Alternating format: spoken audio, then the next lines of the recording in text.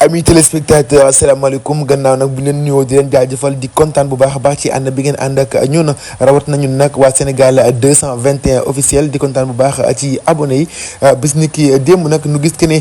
Awa Seex nekk ko xam ne nag elle est plus connue ci série bi nga xam ne mooy série Babel série boo xam ne série bu neex la woon fii ci Sénégal mu daal di fa nekk joué fa rôle boo xam ne rôle bu am solo la ndax jigéen goo xam ne jigéenu muñkat la malgré ko ne jëkkëram di Sadikh Thiam ci biir série bi daan na am ay ñaareel di ko tekki ci kawam mais daal muy muñ lu yàgg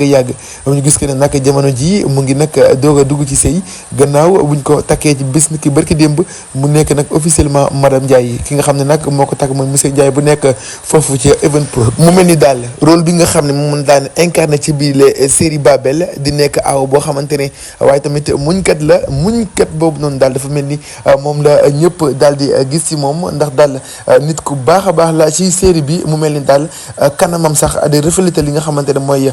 baax gi nekk ci moom nag waxul aaw yaay waaye tamit ñaareel xaritu jëkkëram moom la woote moom ki nga xam ne moo di Awa Cheikh série Babel. Merci beaucoup, à la prochaine. N'oubliez pas ngeen abonné pour jot bépp information boo xamante ni moo ngi daw fii ci Sénégal ak si biti réew. C'était votre présentateur de Jules International.